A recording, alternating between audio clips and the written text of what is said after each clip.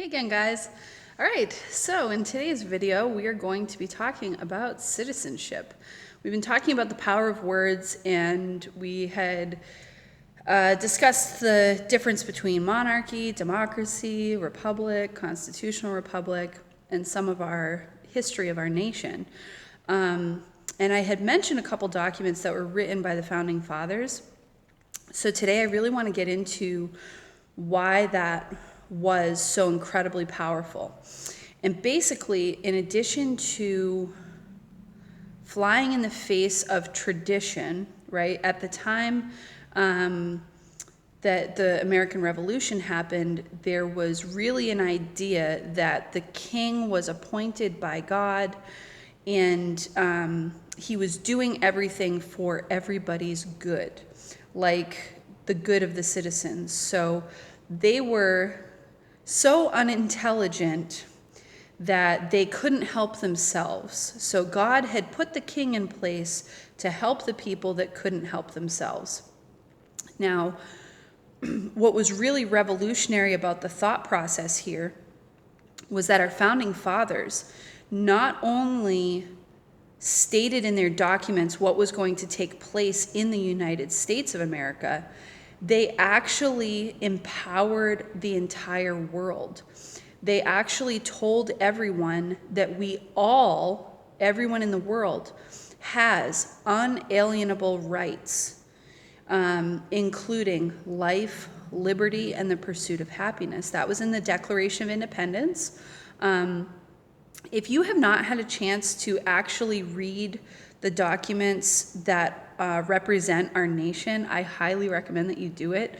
You can literally get a pocket constitution at Barnes & Noble for $2. They are not expensive, so get yourself a Declaration of Independence or a Constitution or both, because even those two documents alone are just so powerful. They are wordy, they are, not very long, but if you're really intimidated, just put a dictionary next to it and see what each word means, because in that time, every single word held value. And remember that they didn't have any kind of media, so the written word really was a form of expression and artistry. So kind of, look at it from that point of view. But basically, our founding fathers told everyone in the world, that the sovereignty or the power and authority was not given to kings, it was given to all men. And they used scripture to back that up, and they used philosophy that was, a lot of it came from, like I had said in the previous video, Aristotle, a couple of other people that were well-known philosophers, but all these men were also doing their own reckoning. They were figuring out for themselves what they really believed, and having discourse, which means having discussions or disagreements where they all got to argue their case and be heard. So this is so powerful that each person has rights, has sovereignty, and the biggest thing that they said was no man can be governed except by his own consent. So what they were saying is that if at any time in history, and there were many, if at any time in history the peasants were able to overthrow a king that they didn't like, that meant that the entire time the peasants could have overthrown a king and didn't, they were consenting to be governed by that king.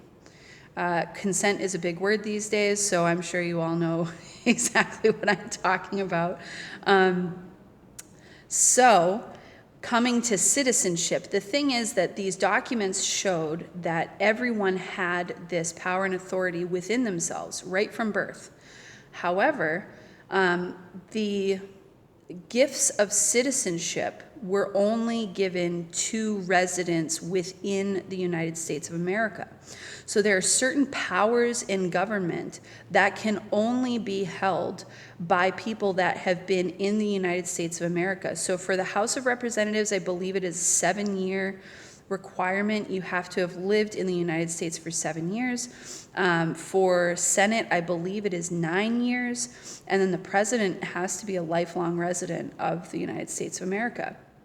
Part of the reason that this was put into place is because you have to remember that our nation was birthed out of a splitting of nations. So we split off from England. And because we split up, we knew exactly what it was like. The founding fathers, they didn't question what could possibly happen. They had been living it. After the Boston Tea Party happened, the people of Boston and Massachusetts were subjected to absolutely stringent laws by the king in retribution for I think it was the equivalent of $1 million worth of tea that was dumped in the harbor. It was 90,000 pounds of tea that was dumped into Boston Harbor. So we're not just talking about like, hey, I'm going to throw a packet of tea in the ocean. This was a massive investment, and it was the property of the king. So the king got really ticked off when they did that, and he decided that they had to house soldiers. So basically, his soldiers were now living inside the homes of the people that he didn't like. That's why in our Constitution it says no one can quarter soldiers without their permission, except in times of war and extremes. So the founding fathers didn't do this unknowingly. That is another rumor that I see, like, oh, they didn't think this through. They not only thought this through, they argued with each other until they came to terms with it.